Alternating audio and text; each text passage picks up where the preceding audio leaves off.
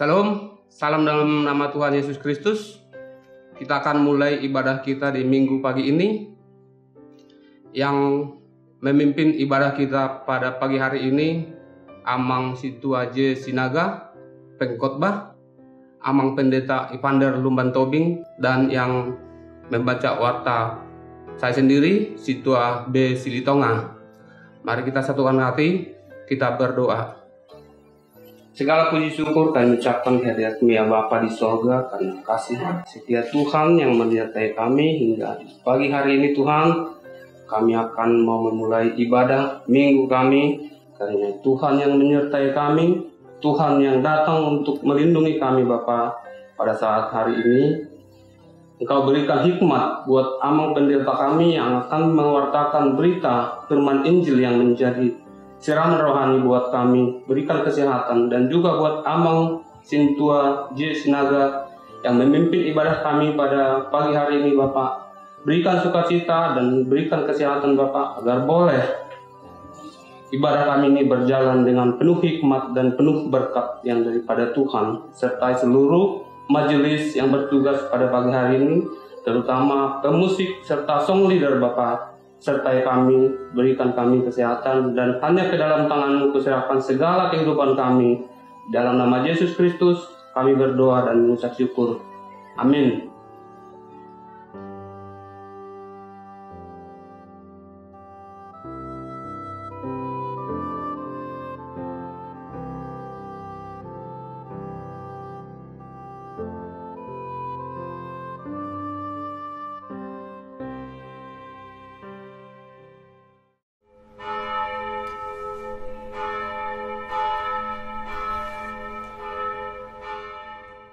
Sidang jemaat yang terkasih dalam Kristus Yesus, marilah kita satukan hati dan pikiran kita untuk bersekutu dengan Tuhan pada Minggu Kantate, yang berarti nyanyikanlah nyanyian baru bagi Tuhan, dengan topik khotbah menyanyikan keselamatan bagi Tuhan.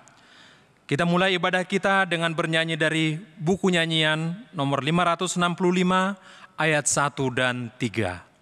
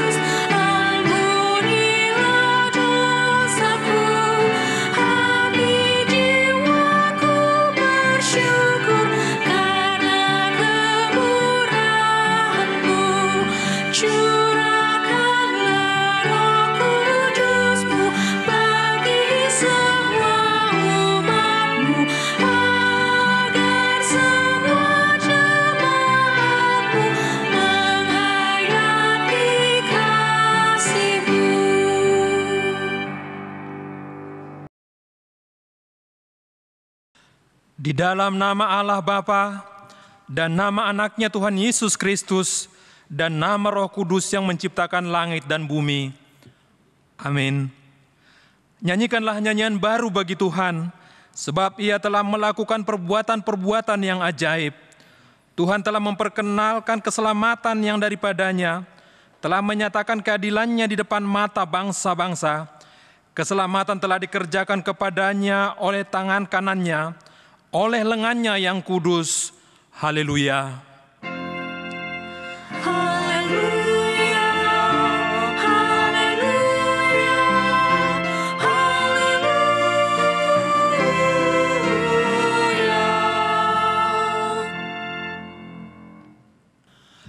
Ya Tuhan Allah yang Maha Pengasih, Firman-Mu mengatakan bahwa kami menderita dan mati bersama-sama dengan anak-Mu Yesus Kristus Tuhan kami, supaya kami bersama dengan Dia di dalam kemuliaan. Ajarlah kami menuruti kehendak-Mu, teguh dalam iman, serta penuh pengharapan akan kebangkitan dan kemuliaan yang kelak Tuhan berikan kepada orang yang percaya kepadamu. Amin.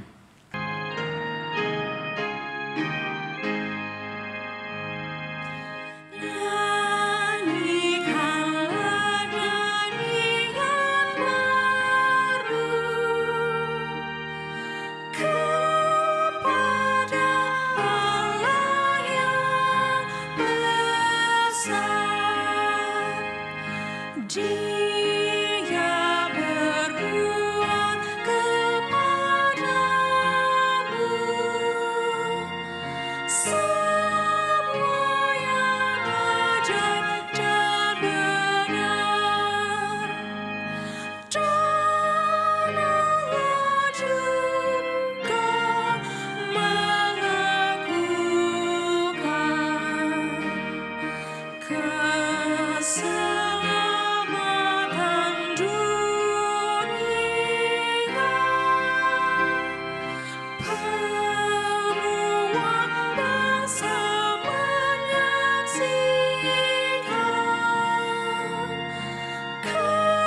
kebinasaan musuh.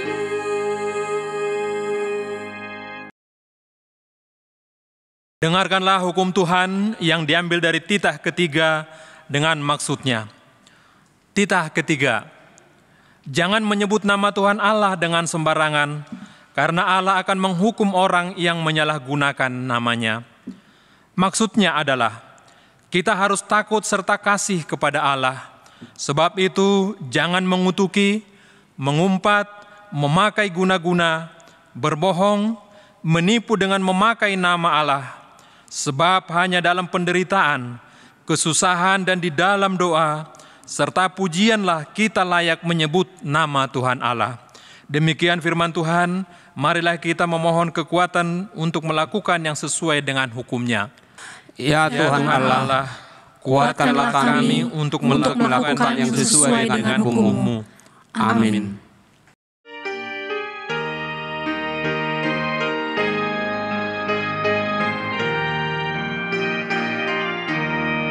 Jangan keraskan hatimu, dengar panggilan Tuhanmu. Dialah sumber hidupmu, jadikan jalan milikmu. Hari ini percayalah kepadanya. Hari ini percayalah kepadanya.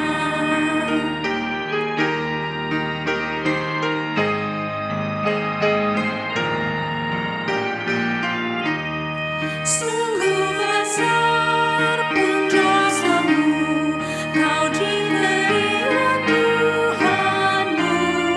Datanglah kau kepadanya, agar hidupmu bahagia. Hari ini percayalah kepadanya.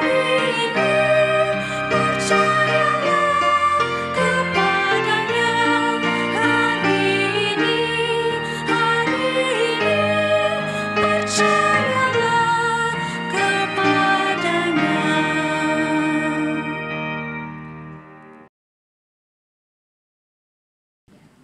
Marilah kita merendahkan diri untuk mengaku dosa-dosa kita.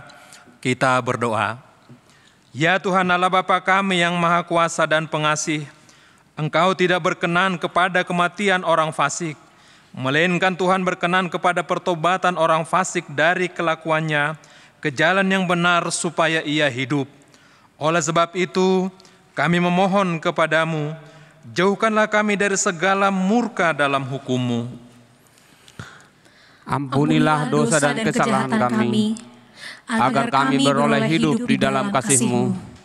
Karuniakanlah kami kekuatan, agar kami tetap kuat dan kokoh di dalam anak-Mu, Yesus Kristus Tuhan kami. Amin.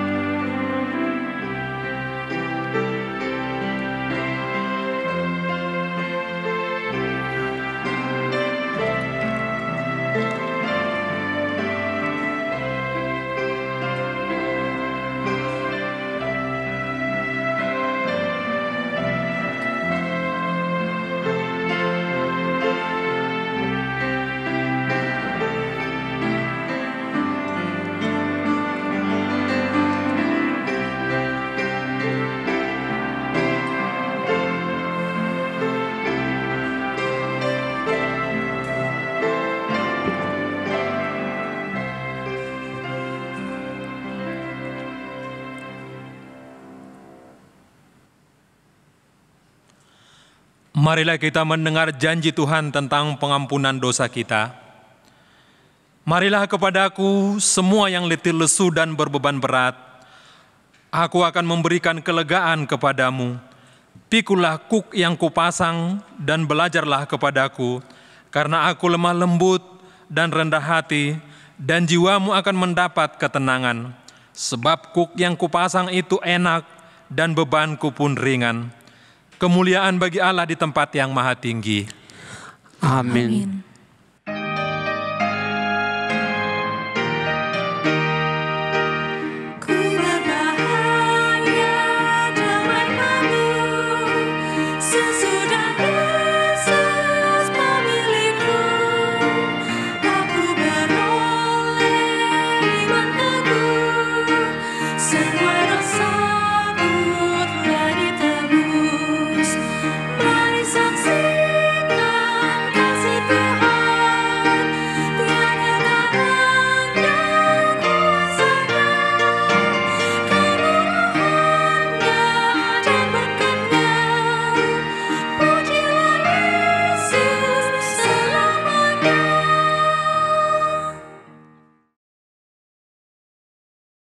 Epistel firman Tuhan dalam kebaktian minggu ini tertulis dalam Ulangan 31 ayat 14 sampai dengan 22. Kemudian berfirmanlah Tuhan kepada Musa, "Sesungguhnya sudah dekat waktunya bahwa engkau akan mati. Maka panggillah Yosua dan berdirilah bersama-sama dengan dia dalam kemah pertemuan, supaya aku memberi perintah kepadanya." Lalu pergilah Musa dan Yosua berdiri dalam kemah pertemuan. Dan Tuhan menampakkan diri di kemah itu dalam tiang awan, dan tiang awan itu berdiri pada pintu kemah. Tuhan berfirman kepada Musa, "Ketahuilah, engkau akan mendapat perhentian bersama-sama dengan nenek moyangmu, dan bangsa ini akan bangkit dan berzina dengan mengikuti allah asing yang ada di negeri kemana mereka akan masuk. Mereka akan meninggalkan aku dan mengingkari perjanjianku yang kuikat dengan mereka. Pada waktu itu, murkaku akan bernyala-nyala terhadap mereka. Aku akan meninggalkan mereka dan menyembunyikan wajahku terhadap mereka, sehingga mereka termakan habis, dan banyak kali ditimpa malapetaka serta kesusahan. Maka pada waktu itu mereka akan berkata, bukankah malapetaka itu menimpa kita? Oleh sebab Allah kita tidak ada di tengah-tengah kita. Tetapi aku akan menyembunyikan wajahku sama sekali pada waktu itu, karena segala kejahatan yang telah dilakukan mereka, yakni mereka telah berpaling kepada Allah lain. Oleh sebab itu, tuliskanlah nyanyian ini dan ajarkanlah kepada orang Israel. Letakkanlah di dalam mulut mereka, supaya nyanyian ini menjadi saksi-saksi bagiku terhadap orang Israel. Sebab aku akan membawa mereka ke tanah yang kujanjikan dengan sumpah kepada nenek moyang mereka, yakni tanah yang berlimpah-limpah susu dan madunya. Mereka akan makan dan kenyang dan menjadi gemuk, tetapi mereka akan berpaling kepada Allah lain dan beribadah kepadanya. Aku ini akan dinista mereka, dan perjanjianku akan diingkari mereka. Maka apabila banyak kali mereka ditimpa malapetaka serta kesusahan, maka nyanyian ini akan menjadi kesaksian terhadap mereka. Sebab nyanyian ini akan tetap melekat pada bibir keturunan mereka. Sebab aku tahu niat yang dikandung mereka pada hari ini, sebelum aku membawa mereka ke negeri yang kujanjikan dengan sumpah kepada mereka. Maka Musa menuliskan nyanyian ini dan mengajarkannya kepada orang Israel. Demikianlah firman Tuhan, berbahagialah orang yang mendengar firman Tuhan dan yang memeliharanya. Amin.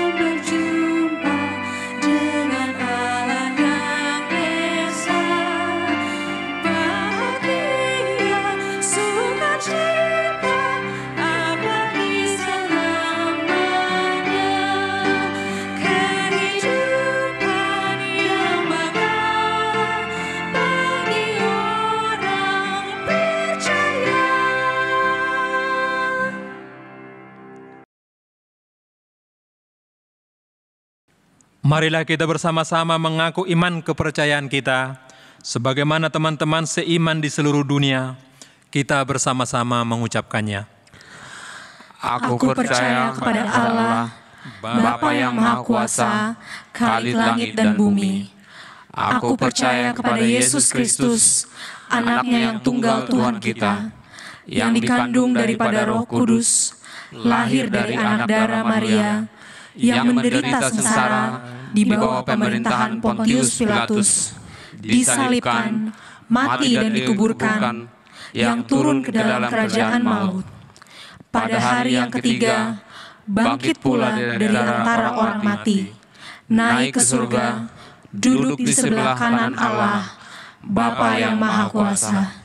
Dari sana akan datang kelak untuk menghakimi orang yang hidup dan yang mati.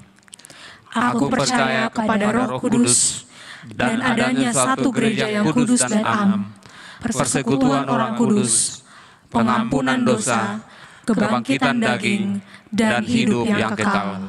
Amin. Shalom, selamat hari Minggu buat kita semua. Amang Inang yang mengikuti kebaktian online di rumah masing-masing. Warta jemaat kita minggu ini, Minggu tanggal 10 Mei 2020. Nama minggu kita hari ini adalah Minggu Kantate, yang artinya nyanyikanlah nyanyian baru bagi Tuhan. Dan topik khotbah minggu kita hari ini, menyanyikan keselamatan bagi Tuhan. Warta yang pertama. Berita duka cita. Telah meninggal dunia pada hari Selasa 5 Mei 2020, Ibu Pastaria Borugurning, tutup usia 82 tahun, istri dari Bapak Mopul Predi Manurung almarhum, dan meninggalkan 6 orang anak, 3 orang belum berkeluarga. Alamat Jalan Delman Asri 6, nomor 21, Tanah Kusir, Kebayoran Lama, Banjar Bendi, Peninggaran. Jenazah telah dikebumikan pada hari Selasa, tanggal 5 Mei 2020 di TPU Tanah Kusir. Marilah kita doakan agar Tuhan memberikan kekuatan kepada keluarga yang ditinggalkan. Warta yang kedua, acara kebaktian di rumah masing-masing. HKBP Kebayoran Lama menyediakan acara kebaktian Minggu Dewasa dan anak sekolah minggu online yang bisa dibuka di YouTube HKBP Kebayoran Lama Kebaktian Minggu Kantate, dan juga disediakan acara dalam bentuk catatan dan format PDF yang dibagikan melalui WhatsApp untuk digunakan di rumah atau di tempat masing-masing. Yang ketiga, pengumpulan persembahan kebaktian di rumah. Majelis HKBP Kebayoran Lama dengan ini menghimbau agar persembahan kebaktian di rumah disetorkan kepada si tua Banjar masing-masing yang ditunjuk untuk mengumpulkan persembahan ini dan selanjutnya diteruskan ke Bendahara Huria atau melalui rekening gereja Bank Mandiri nomor rekening 101-00-1955-2015 HKBP Kebayoran Lama Bendahara Huria Amang Sintuaje Tampu Bolon dengan WA 0812-8260-453. Warta yang keempat, bantuan sosial COVID-19. Bantuan dari gereja sebesar 300.000 kepada keluarga yang terganggu ekonominya karena pandemi COVID-19 untuk bantuan Mei telah dapat diambil oleh masing-masing Sintua Banjar dari Bendahara Huria dan kemudian menyampaikannya kepada keluarga tersebut. Dan pemberian bantuan untuk bulan Juni akan ditentukan dengan kondisi keuangan gereja kita. Warta yang keenam, kartu iuran anggota keluarga kedukaan. Kartu iuran anggota keluarga kedukaan jemaat bekerja sama dengan Yayasan Bahtera Mulia dalam penyediaan jasa peti jenazah dan ambulans sebesar 100.000 per kakak per tahun. Telah dibagikan oleh masing-masing Sintua Banjar kepada keluarga dan kemudian iuran tersebut diserahkan kepada Sintua Banjar nomor rekening iuran anggota keluarga kedukaan jemaat di Bank Mandiri 1010007742396 HKBP Kebayoran Lama. Diakoni Sosial Bendahara Iuran Kedukaan Bapak CST Yahya Bawadi Silalahi nomor handphone 0812-9450-6363. Warta yang ketujuh, Majelis dan Jemaat HKBP Kebayoran Lama menyampaikan terima kasih kepada Bapak Masinton Pasaribu SH atas sumbangan 70 paket sembako dan uang 3 juta dan sumbangan tersebut telah disampaikan kepada jemaat yang terganggu ekonominya karena pandemi COVID-19 melalui masing-masing Sintua Banjar. Tuhan Yesus memberkati kita semua. Warta ke-8, Sermon Parhalado HKBP Kebayoran Lama.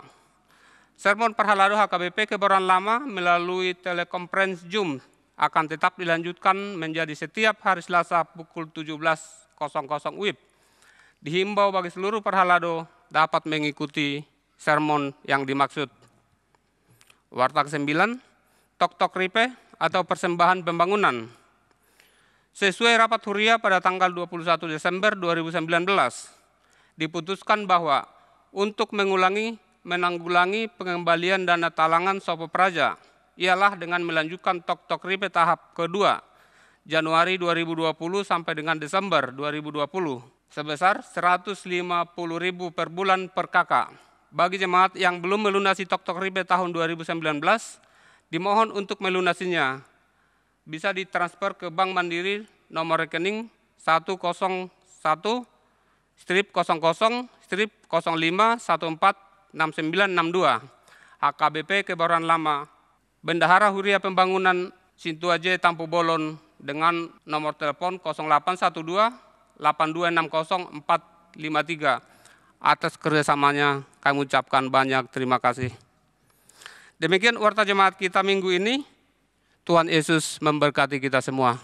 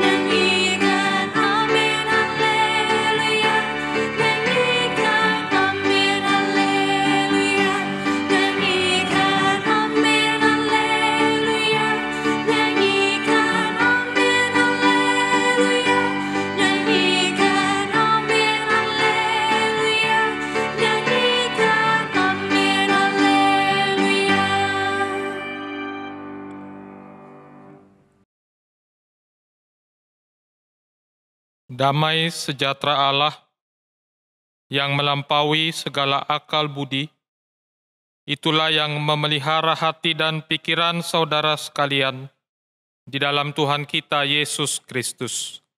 Amin. Saudara-saudara yang terkasih di dalam Tuhan kita Yesus Kristus, pada hari ini kita kembali bersekutu. Kita kembali diizinkan oleh kasih setia Tuhan untuk bernyanyi, memuji dan memuliakan namanya melalui kebaktian minggu yang dilaksanakan di rumah kita masing-masing.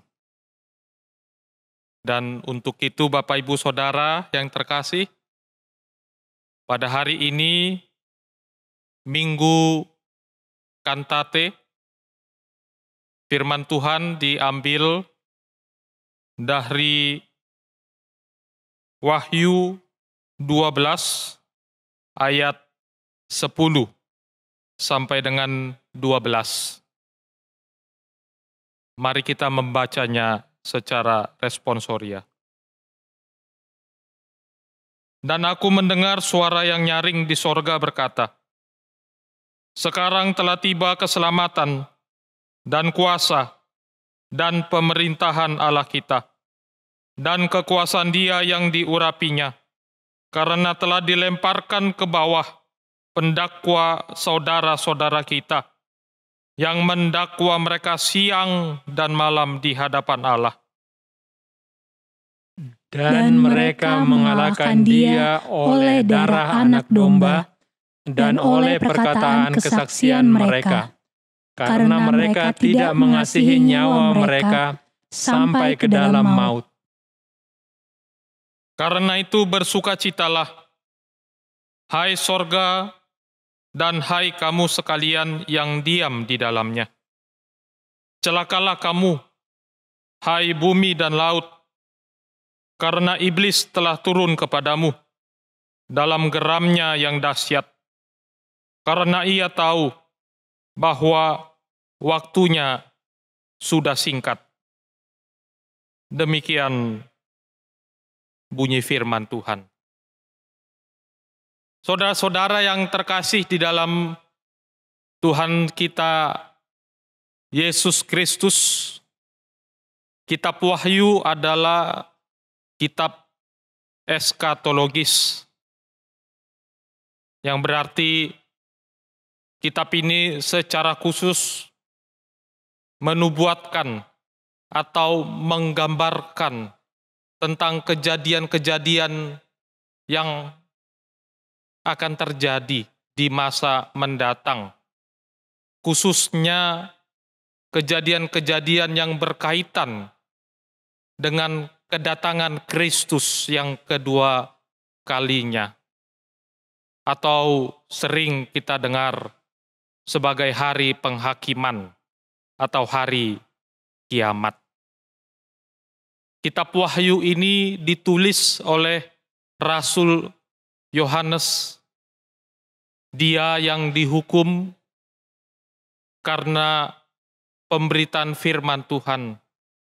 Dia dibuang di Pulau Patmos.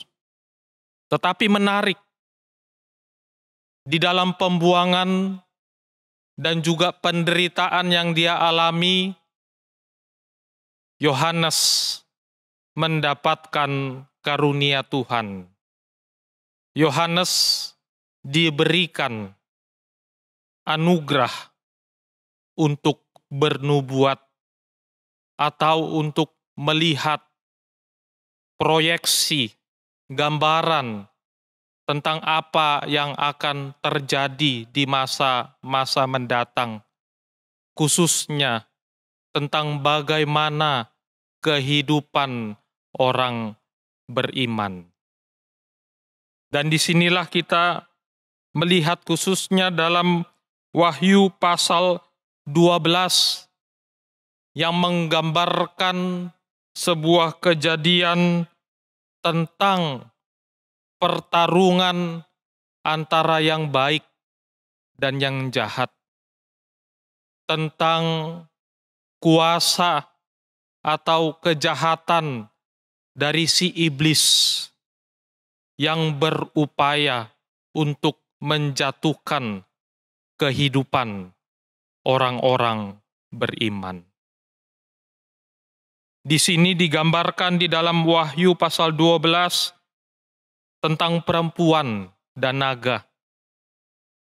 Perempuan itu adalah gambaran dari orang-orang yang beriman, yang menderita kesakitan.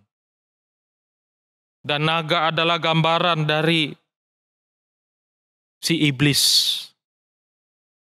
gambaran kejahatan itu yang berusaha untuk menjatuhkan hidup dari orang-orang beriman.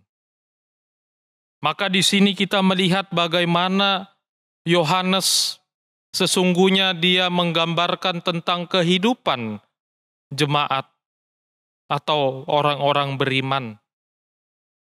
Jemaat di mana karena imannya dia harus menderita kesakitan.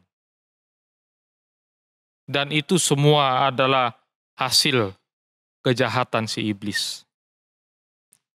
Tetapi di sini kita juga mau melihat penderitaan atau kesesakan yang hebat yang diderita oleh orang-orang beriman adalah bagian dari perjalanan hidup kita di dunia ini.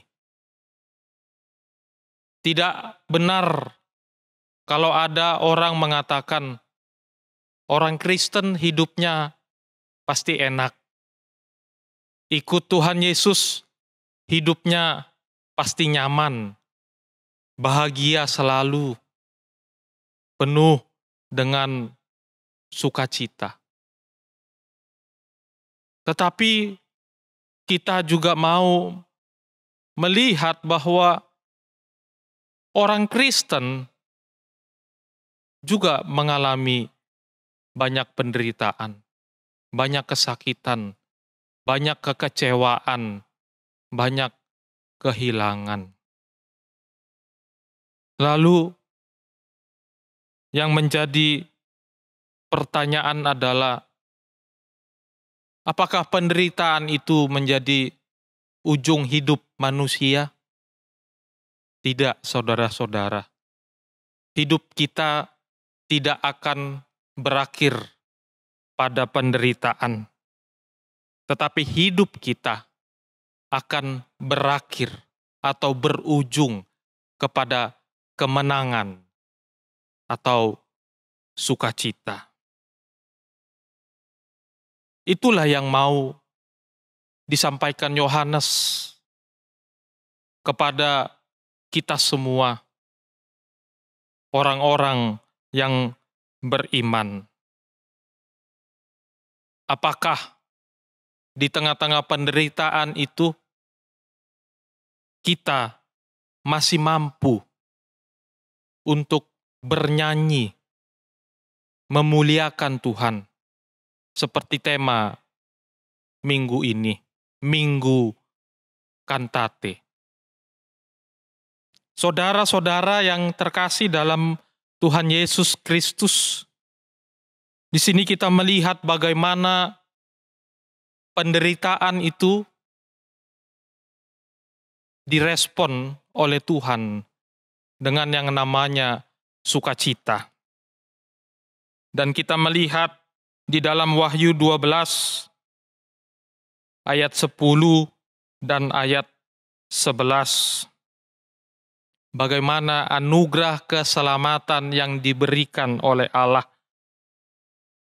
Dikatakan, sekarang telah tiba keselamatan dan kuasa dan pemerintahan Allah kita dan kekuasaan Dia yang diurapinya, karena telah dilemparkan ke bawah pendakwa saudara-saudara kita yang mendakwa mereka siang dan malam di hadapan Allah kita. Dan mereka mengalahkan Dia oleh darah anak domba dan oleh perkataan kesaksian mereka, karena mereka tidak mengasihi nyawa mereka sampai ke dalam maut. Itulah berita kemenangan yang berasal dari sorga. Allah sendiri yang menyatakan kepada manusia bahwa telah tiba keselamatan, telah tiba sukacita, dan keselamatan itu dihadirkan melalui kedatangan Tuhan kita, Yesus Kristus. Dan berita kemenangan inilah yang menimbulkan sebuah pengharapan baru bagi orang-orang yang hidup dalam kesesakan dan pergumulan. Saudara-saudara, ada seorang bapak, satu-satunya korban selamat dari tenggelamnya sebuah kapal. Hanya dia yang selamat. Dan selama 30 hari lebih dia bertahan terapung di tengah-tengah laut, hanya memegang sebuah kayu. Dan akhirnya di dalam pergumulan yang dia alami di tengah laut itu, dia sampai juga ke daratan. Dia sampai ke sebuah pulau. Dan lalu orang-orang atau masyarakat yang tinggal di pulau itu terheran-heran melihat bapak ini. Mereka bertanya, bagaimana mungkin dia bisa selamat di tengah-tengah ombak, di tengah-tengah badai, di lautan yang dia sendiri tidak tahu kemana arahnya. Lalu bapak itu menjawab, benar bahwa saya tidak tahu kemana ujungnya ini, kemana arahnya ini. Tetapi hanya satu yang saya punya, yaitu pengharapan. Saya hanya berpikir, pasti saya akan melewati arus laut ini dan tiba di sebuah pulau. Dan pengharapan itulah yang membuat dia terus bertahan. Pengharapan itulah yang membuat dia akhirnya selamat dari ganasnya ombak di lautan. Saudara-saudara yang terkasih, itulah yang ingin disampaikan oleh Yohanes kepada kita semua di dalam pergumulan dan kesesakan yang kita alami. Bahwa ada berita sukacita di mana Tuhan sendiri yang menyatakannya kepada kita. Dan keselamatan itu telah ditunjukkan melalui darah anak domba. Darah anak domba yang tidak terpatahkan kuasanya, yang telah dicurahkan di kayu salib. Dan itulah yang menjamin keselamatan kita. Semua orang percaya menerima keselamatan, hidup yang kekal, anugerah dari Tuhan.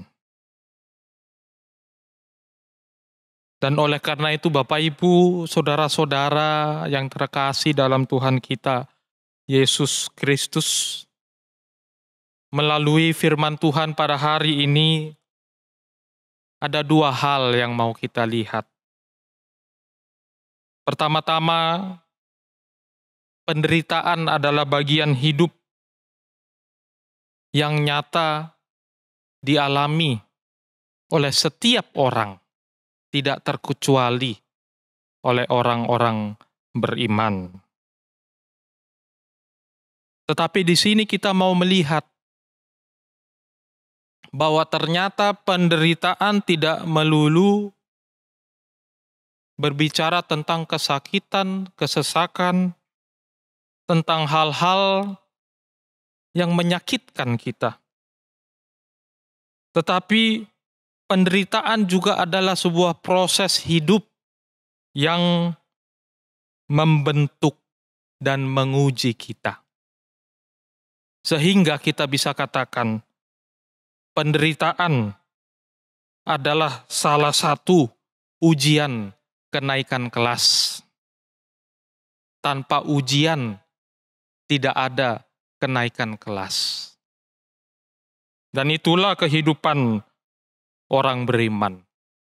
Itulah yang telah ditunjukkan oleh teladan para pengikut Kristus, para rasul, mereka yang memberitakan Injil, bahkan sampai di tengah-tengah Indonesia, khususnya tengah-tengah kita orang Batak. Keteladanan mereka menunjukkan bagaimana kesetiaan mereka, bagaimana kesaksian mereka yang begitu besar. Mereka bersedia untuk berkorban, untuk memberikan apapun demi tersebarnya berita Injil, berita kebenaran. Dan khususnya pada saat ini, kita semua bergumul menderita, tidak hanya di Indonesia tetapi juga di seluruh dunia, karena bencana global yang disebabkan oleh COVID-19. Kita bergumul, harus di rumah setiap hari, tidak bisa lagi keluar, gerak kita terbatas. Karena itu saudara-saudara, mungkin kita saat ini kita bisa mengungkapkan atau menceritakan kepada saudara-saudara yang ada di samping kita, yang sekarang ada bersama-sama di rumah beribadah. Kira-kira apa yang saudara rasakan? Sudah beberapa minggu lamanya harus stay at home, berada di rumah. Harus bekerja dari rumah, sekolah dari rumah. Gerak kita terbatas. Pasti banyak pertanyaan-pertanyaan atau hal-hal yang kita rasakan selama ini. Khususnya ketika kita tidak bisa lagi melakukan kegiatan seperti sedia kala. Mungkin kita bisa mengungkapkan itu, apa yang kita rasakan saat ini.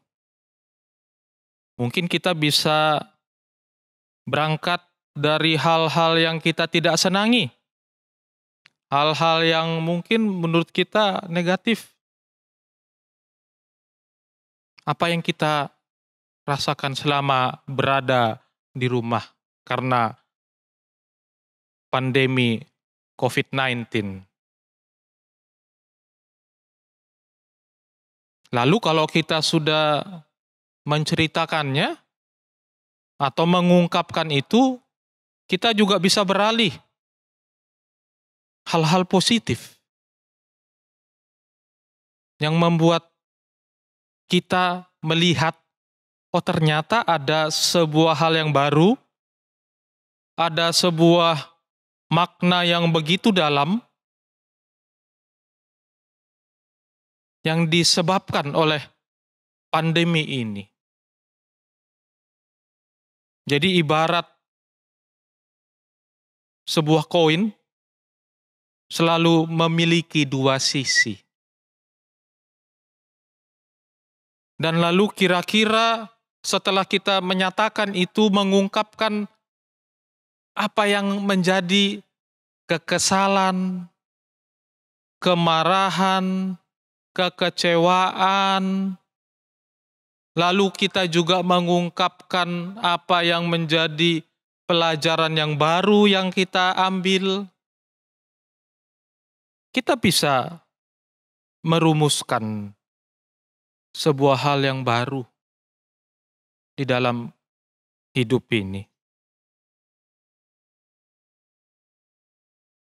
Dan itu mau memberikan sebuah persepsi yang baru buat kita semua. Khususnya ketika zaman modern atau bahkan Alkitab sendiri mengatakan bahwa manusia itu bisa dikatakan atau dikategorikan menjadi dua, dan dalam bahasa Latin yang pertama disebut sebagai homo faber. Apa itu homo faber? Yaitu makhluk yang bekerja. Hidup kita sepertinya kosong, tanpa makna jika kita tidak bekerja. Dan itu sudah kita tunjukkan selama ini dengan kehidupan kita. Setiap hari kita beraktivitas, kita bekerja. Dan itu juga membuat kita melalui pekerjaan itu kita mengaktualisasikan diri kita. Kita merasa diri kita ini berharga ketika kita melakukan sesuatu atau kesibukan kita. Tetapi kegiatan, pekerjaan, kesibukan yang biasanya kita alami, kita lewati setiap hari, ternyata dengan drastisnya pada saat ini kita tidak bisa melakukan hal itu lagi. Tentu saja ini membuat kita bergumul tentang jati diri kita. Lalu selain homo faber, manusia juga disebut sebagai homo socius atau makhluk sosial, di mana manusia adalah makhluk yang tidak bisa hidup tanpa kehadiran orang lain. Sebab itu kita berkeluarga, kita menikah, kita berteman, kita memiliki sahabat, kita memiliki lingkungan, dan lain sebagainya. Yang menandakan bagaimana relasi sosial itu sangat penting buat kita. Kita pergi ke gereja, kita pergi ke kantor. Orang Batak, kalau hari Sabtu, biasanya kemarin kita pergi ke pesta. Kita maradat. Hari Minggu, pulang gereja, kita pergi ke arisan. Sekarang, semua itu tidak ada lagi. Tidak bisa kita lakukan. Pertemuan-pertemuan kita akhirnya digantikan oleh yang namanya online. Melalui media sosial. Tidak bisa lagi secara fisik seperti yang kita lakukan selama ini. Tentu itu semua membuat kita bertanya-tanya, sampai kapan ini harus kita rasakan. Bagaimana pekerjaan saya? Perekonomian saya? Sekolah anak-anak saya? Dan banyak hal lainnya yang membuat kita bergumul dan bertanya-tanya. Karena itu Bapak Ibu Saudara, melalui firman Tuhan pada hari ini, kita kembali diingatkan. Ada seorang teolog yang bernama Y.B. Mangunwijaya, biasa juga dipanggil sebagai Romo Mangun. Dalam bukunya Religiusitas Sehari-hari, dia mengungkapkan tentang sebuah hal yang sederhana, yaitu mendengar. Dia katakan, tidak ada hal yang lain yang bisa membuat kita mendengar, khususnya bertemu dengan Tuhan, selain di dalam keheningan. Di dalam keheningan. Ketika kita mendengar firman Tuhan, ketika kita merenungkan firman Tuhan, hanya di dalam keheningan. Dan itu sebenarnya yang mau membawa kita kepada sebuah spiritualitas yang baru, khususnya di tengah-tengah pandemi ini. Spiritualitas kita yang mengarahkan atau mengajak kita kepada sebuah keheningan. Kita biasanya selalu mencari keramaian, kesibukan, dan tanpa keramaian atau kesibukan, hidup kita ini seolah-olah ada yang kurang. Ada yang kurang kalau kita nggak bisa lagi pergi ke mall, pergi ke kantor, pergi ke pesta, dan lain sebagainya. Kita selalu berada di tengah-tengah keramaian. Berada di tengah-tengah kesibukan sehari-hari. Tetapi oleh renungan tadi, Romo Mangun mengajak kita untuk menemukan sebuah spiritualitas di tengah-tengah keheningan, di tengah-tengah situasi yang membuat kita menjadi terbatas. Kita harus jauh dari keramaian, kita harus berada di rumah, di tengah-tengah keluarga kita. Lalu pertanyaannya, di mana kita kemudian akan menemukan Tuhan? Maka kita akan menemukan Tuhan pada saat ini tidak lagi berada di tengah-tengah keramaian, tidak lagi berada di gedung gereja yang tidak bisa lagi kita datangi setiap hari Minggu. Tetapi kita akan menemukan Tuhan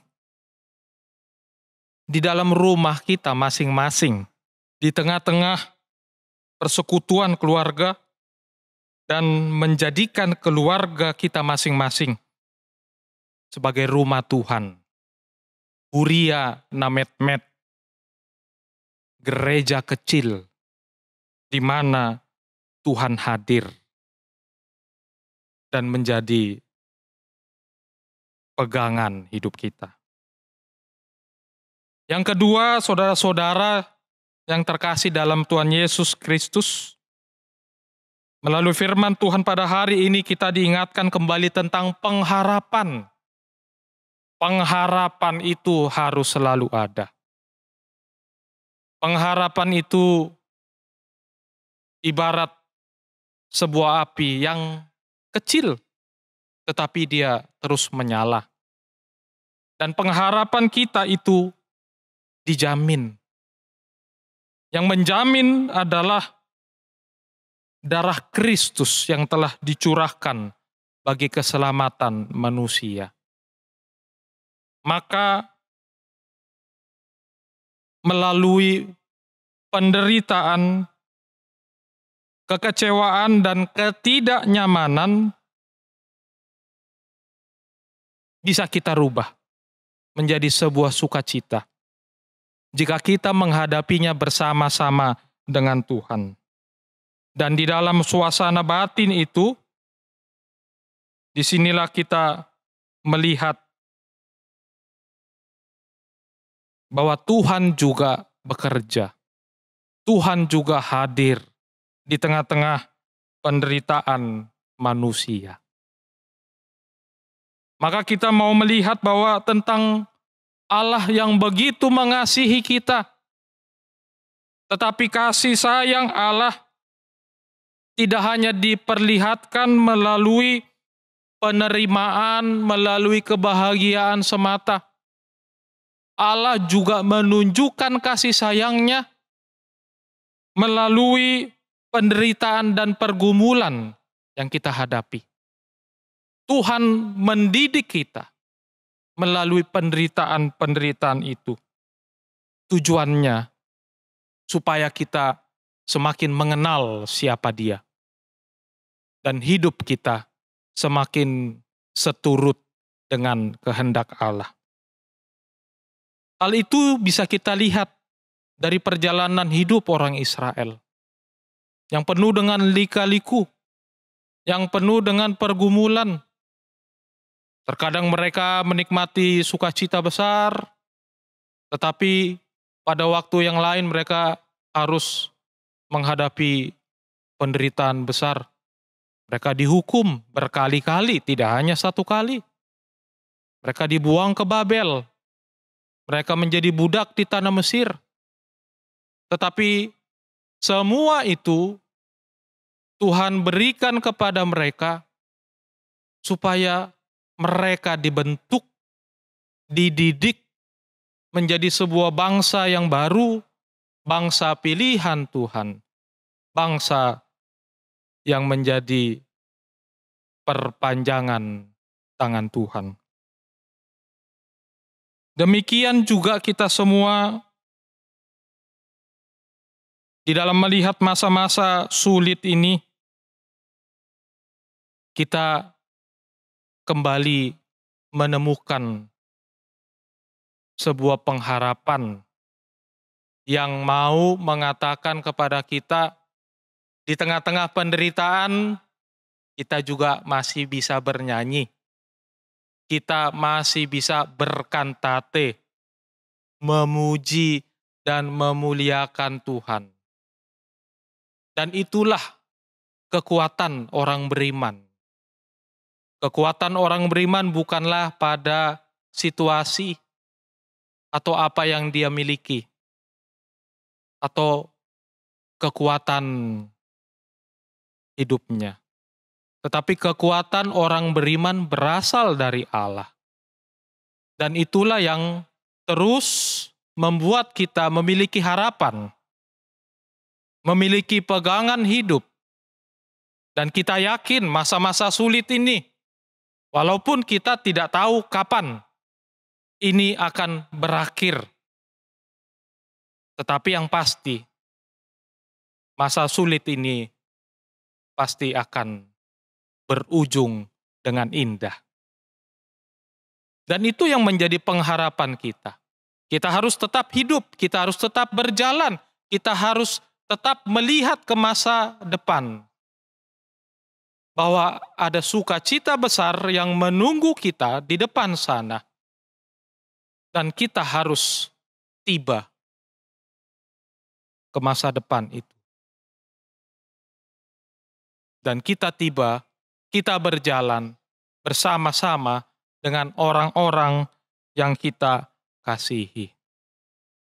Itu sebabnya ada sebuah ungkapan yang mengatakan no crown without cross. Tidak ada mahkota tanpa salib. Tidak ada sukacita tanpa penderitaan. Tidak ada kebangkitan Yesus tanpa kematiannya.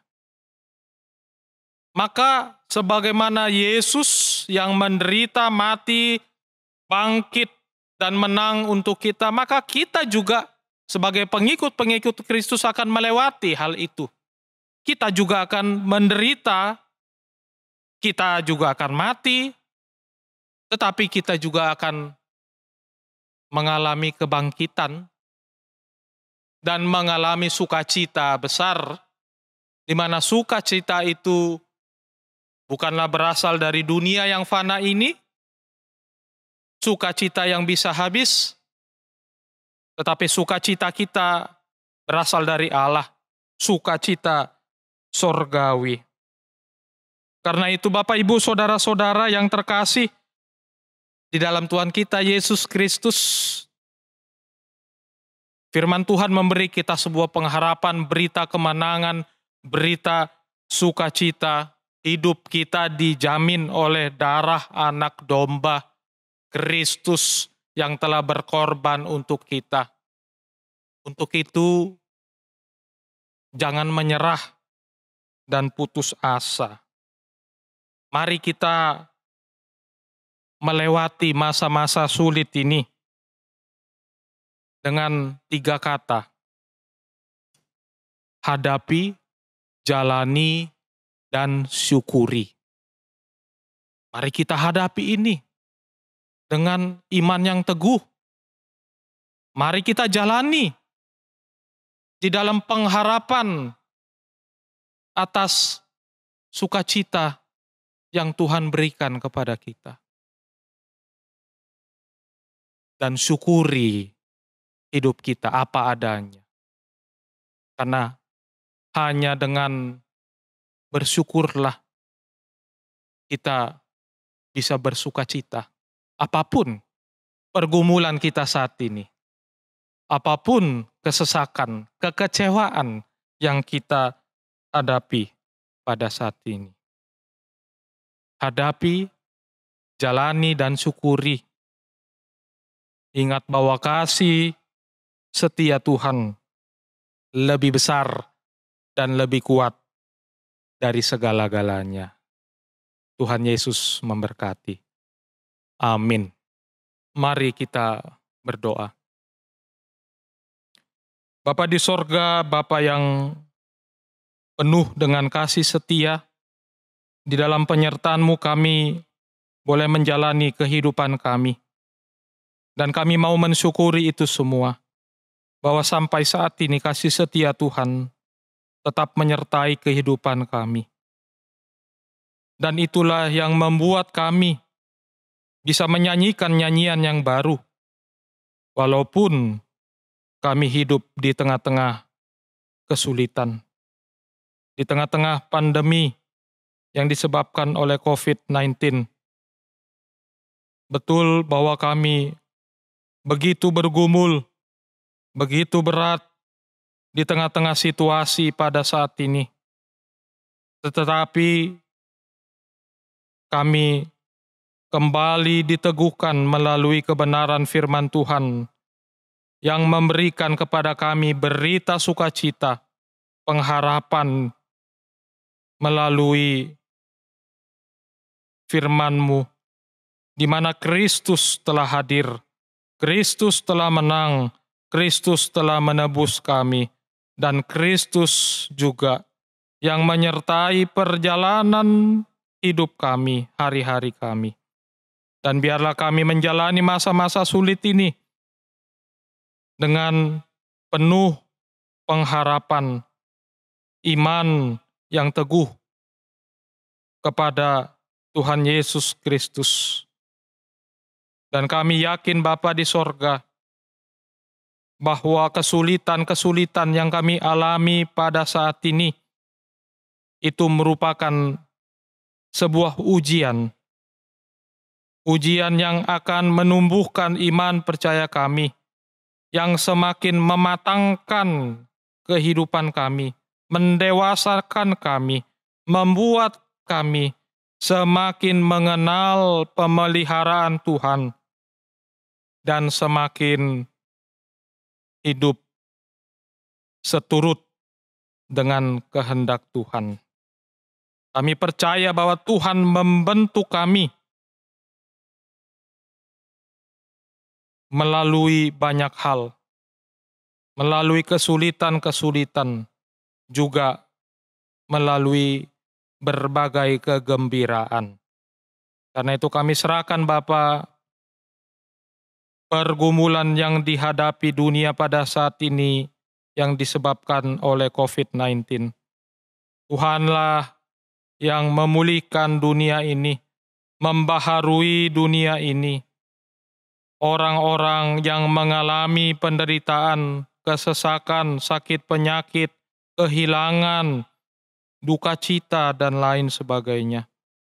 Kami yakin bahwa Tuhan memiliki rencana yang indah di balik kesulitan yang ada pada saat ini. Kami berdoa untuk bangsa kami Indonesia, di mana pandemi ini telah mengakibatkan banyak hal yang berdampak bagi kehidupan setiap orang. Tetapi kami percaya Bapa, di dalam setiap pergumulan kesulitan yang kami hadapi, Tuhan akan memulihkan bangsa dan negara ini. Tuhan akan semakin menyatukan bangsa negara ini menjadi bangsa yang berdamai dan bersejahtera. Tuhan jugalah yang memberkati gerejamu HKBP. Kami menyerahkan pemimpin-pemimpin gereja HKBP.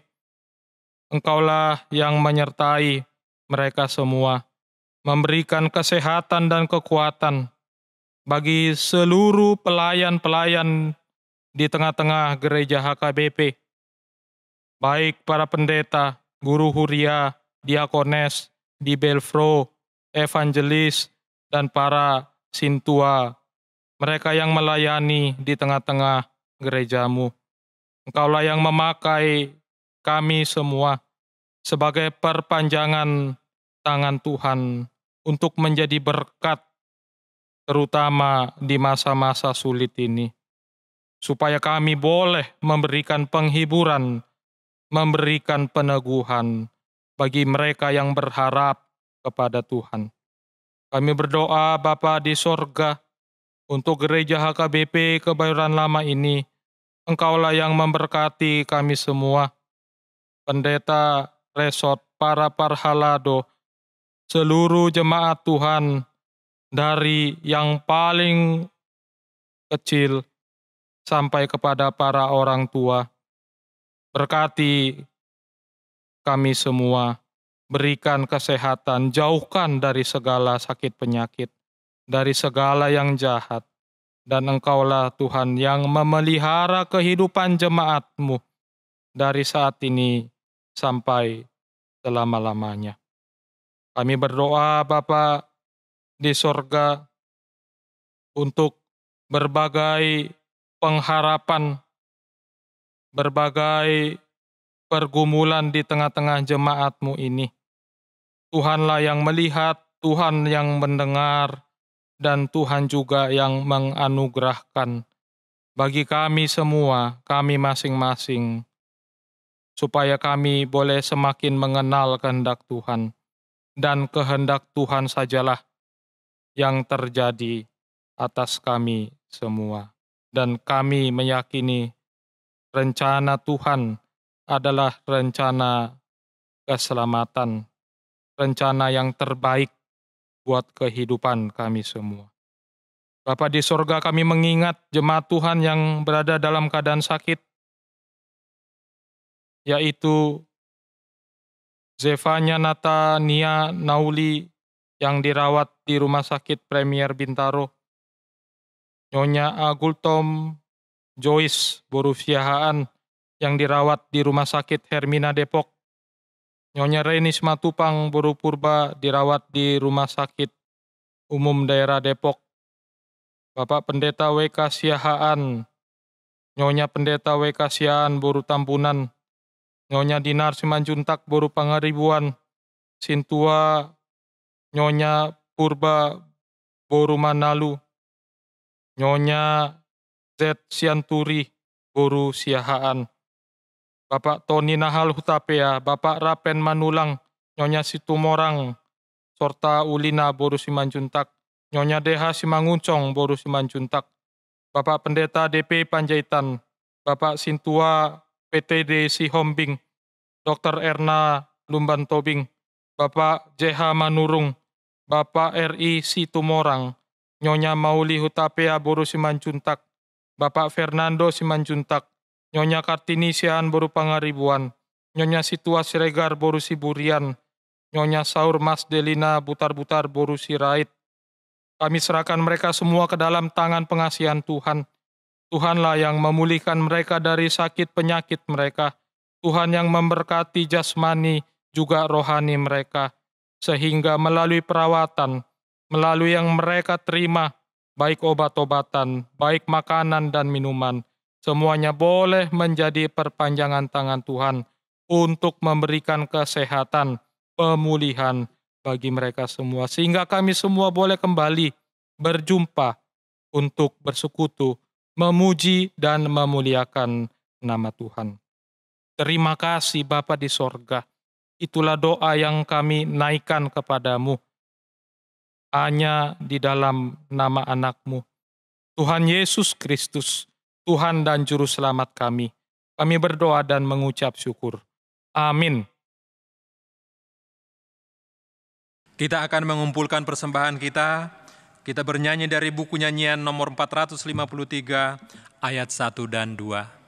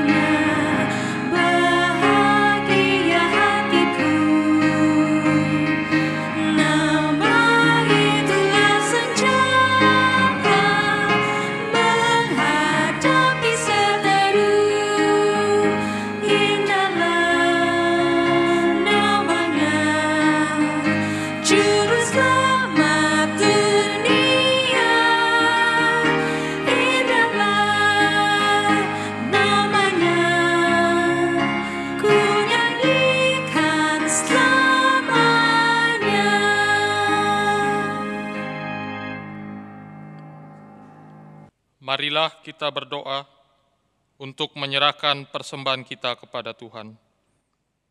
Ya Allah, Bapa kami yang di sorga, kami mengaku bahwa Tuhan adalah sumber dari segala karunia yang melimpah dalam kehidupan kami masing-masing. Sebagian daripada karunia itu, kami serahkan kembali sebagai persembahan kepada Tuhan. Terimalah dan berkatilah persembahan umat-Mu ini, agar dapat kami pergunakan untuk pekerjaan dan pelayanan kerajaan Tuhan di dunia ini.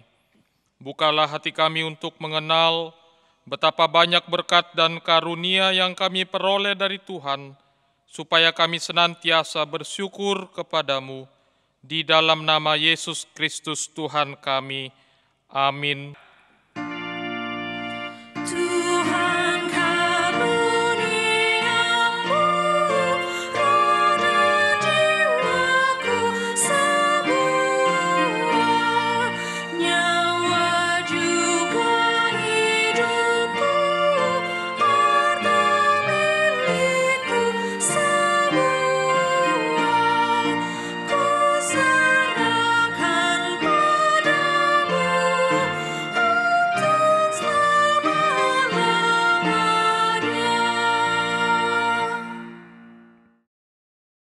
Bapa kami yang di surga, dikuduskanlah namamu, datanglah kerajaan-Mu, jadilah kehendak-Mu di bumi seperti di surga. Berikanlah kami pada hari ini makanan kami yang secukupnya, dan ampunilah kami akan kesalahan kami, seperti kami juga telah mengampuni orang yang bersalah kepada kami. Dan janganlah membawa kami ke dalam pencobaan, tetapi lepaskanlah kami daripada yang jahat. Karena Engkau punya kerajaan dan kekuasaan dan kemuliaan sampai selama-lamanya.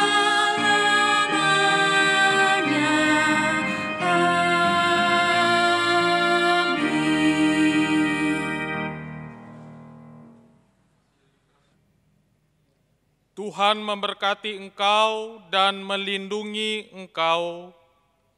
Tuhan menyinari engkau dengan wajah-Nya dan memberi engkau kasih karunia. Tuhan menghadapkan wajah-Nya kepadamu dan memberi engkau damai sejahtera.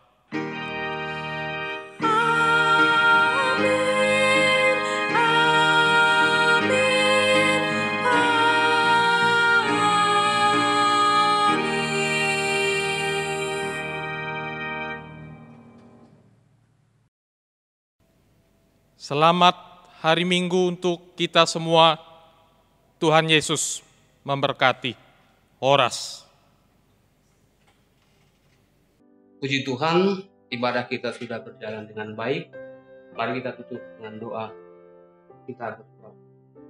Terima kasih Bapa di surga, terima kasih atas berkat-Mu, terima kasih atas penyertaan Tuhan dalam kehidupan kami hingga kami boleh menyelesaikan ibadah kami dengan penuh berkat, penuh sukacita dari Tuhan. Ya Bapa, berkati firman-Mu yang telah berkumandang di tengah-tengah kami, berkati firman yang telah disampaikan oleh amal pendeta kami, kebenaran firman yang menjadi pegangan hidup kami, menjadi bekal di dalam kehidupan kami masing-masing. Sertai kami sebentar lagi kami mau pulang ke tempat kami masing-masing Bapa, antarkan kami, agar boleh tiba di tempat kami masing-masing dengan penuh sukacita. Terima kasih, inilah doa kami yang kami persembahkan dalam nama Yesus Kristus, Tuhan dan Juru Selamat kami yang hidup. Amin.